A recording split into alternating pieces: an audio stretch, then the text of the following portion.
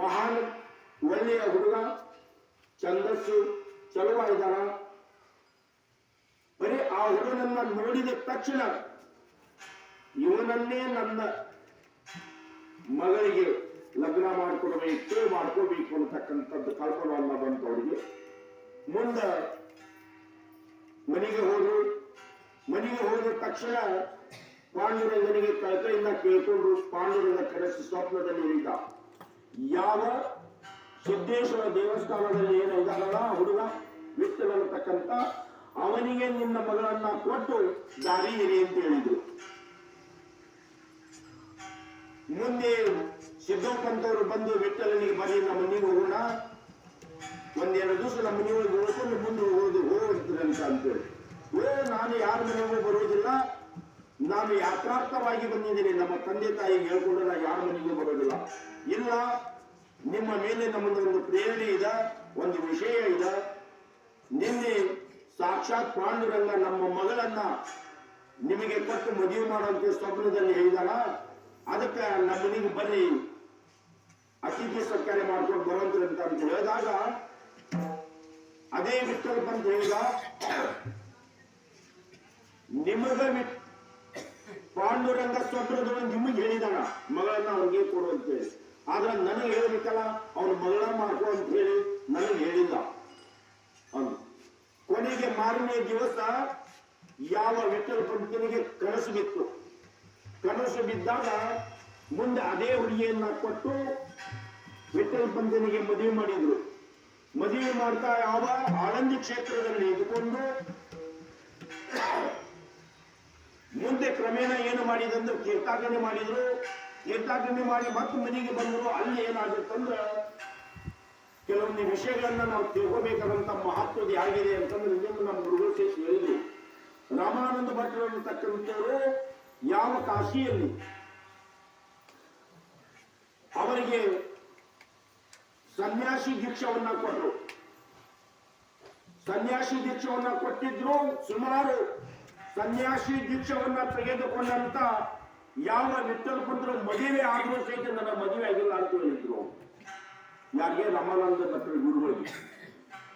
ಮುಂದೆ ಹೆಂಡತಿ 12 ವರ್ಷಗಳ ಕಾಲ ಯಾವ ತನ್ನ ಗಂಡ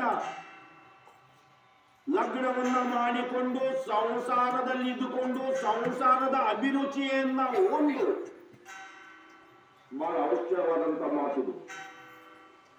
ಸಂಸಾರದ ಅವಶ್ಯಕತೆಯನ್ನ ಉಂಡು ಮುಂದೆ ಹೆಂಡತಿ ಬಿಟ್ಟು ತಂದೆ ತಾಯಿಯನ್ನ ಬಿಟ್ಟು ಕೊಟ್ಟಂತ ಮಗಳು ಕೊಟ್ಟಂತ ಅತ್ತೆ ಮಾವನನ್ನ ಬಿಟ್ಟು ಸನ್ಯಾಸಿ ದೀಕ್ಷೆಯನ್ನ ತೆಗೆದುಕೊಳ್ತಾರಂತಂದ್ರ ಅವರು ಅಧ್ಯಾತ್ಮಕದೊಳಗ 100ಕ್ಕೆ 100 ಪೊಳಗಿದಾರಂತ ಅದರ ಅರ್ಥ.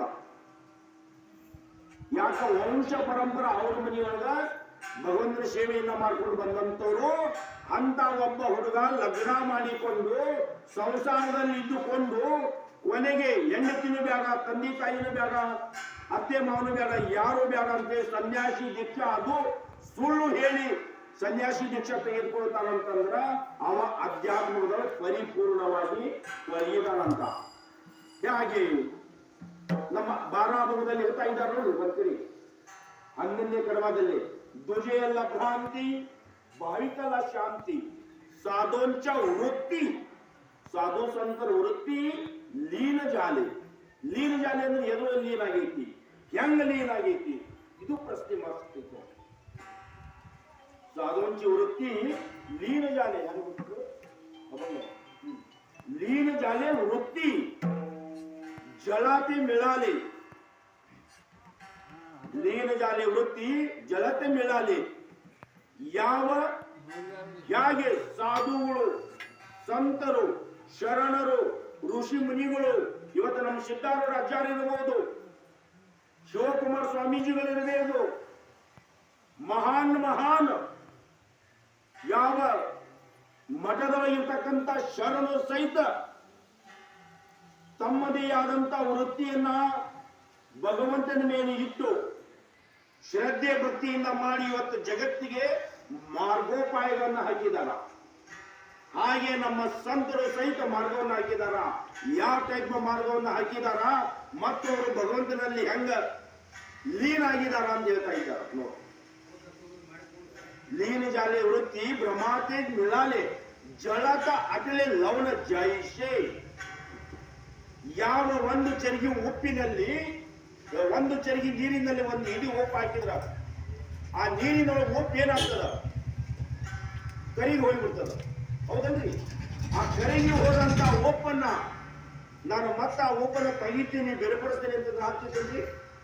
ಉಪ್ಪು ಬೇರ್ಪಡಿಸ್ಲಿಕ್ಕೆ ಆಗ್ತದೆ ಅಂದ್ರೆ ಮಾಡೋಣ ಆಗೋಲ್ಲ.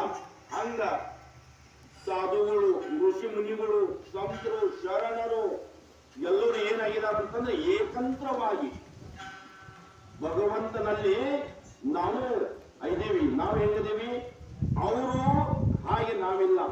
ನಮ್ಗೇನೋ ಒಂದು ಸ್ವಲ್ಪ ಕಡಿಮೆ ಐತಿ. ಯಾಕ? ನಾವು ಇನ್ನೂ ಅಷ್ಟು ಪಳಗಿಲ್ಲ. ಅವರು ಆ ಮಾರ್ಗವನ್ನ ಹಿಡಿಬೇಕಾದ್ರ ನಾವು ಇವತ್ತಿಲ್ಲ, ನಾವು ಕೂಡ ಪ್ರಯತ್ನವನ್ನ ಮಾಡಿದ್ರ ನಾವು ಪಳಗತ್ತೇವೆ. ನಾವು ಹೋಗ್ಬಹುದು 100%. ಯಾಕ? ಮಹಾತ್ಮರ ಶಬ್ದ ಐತಿ, ಹೋಗ್ಬಹುದು. ಆದ್ರೆ ನಾವು ಅಷ್ಟೊಂದು ತೊಳಗಿಲ್ಲ. ಅವರು ತೊಳಗಿದ್ರು. ಹಂಗಾಗಿ ಅವ್ರು ಏನ್ ಮಾಡಿದ್ರು, ಭಗವಂತನ ನೆನೆಸಿದ್ರ ಭಗವಂತ ಸ್ವತಃ ಅವ್ರು ಎದುರಿಗೆ ಬಂದಿಲ್ಲ. ಹಂಗೆ ಸೇವಾ ಮಾಡಿದ್ರು. ಅದು ಅಂತ ಸೇವಾ. ಆ ವಿಠ್ಠಲ ಪಂಚ ಮಹಾರಾಜರು ಹೇಗೆ ನಾವು ನೀರಿನಲ್ಲಿ ಉಪ್ಪು ಹಾಕಿದ್ರೆ ಹೆಂಗ ಕರಗಿ ಮತ್ತೆ ಅದನ್ನು ಬೇರ್ಪಡಿಸ್ಲಿಕ್ಕೆ ಆಗೋದಿಲ್ಲ, ಹಂಗ ಭಗವಂತನಲ್ಲಿ ಗುರುಗಳ ಮೇಲೆ ಅನ್ಯ ಪ್ರೀತಿ ಇಟ್ಟಿದ್ದ. ಆ ಪ್ರೀತಿಗೆ ಏನ್ ಮಾಡಿದ್ರು, ರಾಮಾನಂದರು ಅವರಿಗೆ ಮದುವೆ ಆಗಿಲ್ಲ ಅಂದ್ರು ಸಹಿತ ಅವನ ಮೇಲೆ ಕನಿಕರ ಪಟ್ಟು ಅವನ ಮುಖದ ಲಕ್ಷಣವನ್ನ ನೋಡಿಕೊಂಡು ಅವ್ರು ಆಶೀರ್ವಾದ ಮಾಡಿದ್ರು. ಕೊನೆಗೆ ಅದೇ ರಾಮಾನಂದ ಭಟ್ಟರು ಅದೇ ನಮ್ಮ ಆನಂದ ಕ್ಷೇತ್ರಕ್ಕೆ ಬಂದಾಗ ಯಾವ ಸದ್ಗುಣಿ ರುಕ್ಮಿಣಿ ಅದೇ ಗುಡಿಗೆ ಬಂದಿದ್ರು. ಬಂದು ಆಶೀರ್ವಾದ ಅವರ ಕಾಲನ್ನ ಬೀಳ್ಬೇಕಾದ್ರೆ ಅವರೇ ಹೇಳಿದ್ರು,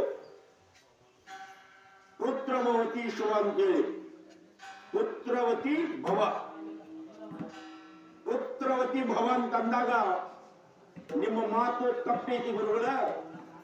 ನನ್ನ ಗಂಡನ ತೀರ್ಥಾಟನೆಯಾಗಿ ಹೋಗಿದ್ದಾನ ನೋಡಿ. ಆ ತಾಯಿ ಹೇಳ್ತಾ ಇದ್ದಾರ, 12 ವರ್ಷಗಳ ಕಾಲ ಗಂಡನನ್ನ ಬಿಟ್ಟಂತ ಹೆಂಡತಿ ಬೆಳಿಗ್ಗೆ ತುಳಸಿ ಕಟ್ಟಿಯನ್ನ ತಿರುಗುವಂತ ಸಂದರ್ಭದಲ್ಲಿ ಗುರುಗಳಿಗೆ ನಮಸ್ಕಾರ ಮಾಡಕ್ ಹೋದಾಗ ಗುರುಗಳು ಹೇಳ್ತಾ ಇದ್ದಾರ, ಪುತ್ರವತಿ ಭವ ಅಂತಂದಾಗ ನಿಮ್ಮ ಮಾತು ತಪ್ಪೈತಿ. ಯಾಕಂದ್ರೆ ಪುತ್ರವೃತ್ತಿ ಆಗ್ಬೇಕಾದ್ರ ಇರ್ತಕ್ಕಂಥ ಗಂಡನ ಸನ್ಯಾಸಿ ದೀಕ್ಷಾ ತಗೊಂಡಿದ್ದಾರ. ಇನ್ನು ನನಗೆ ಎಲ್ಲಿ ಮಕ್ಕಳು ಆಗಬೇಕು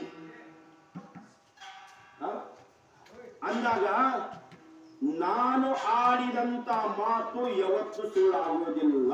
ನನ್ನ ಬಾಯ ಬಂದಂತ ಶಬ್ದ ಎಂದೂ ಸುಳ್ಳಾಗಲ್ಲ.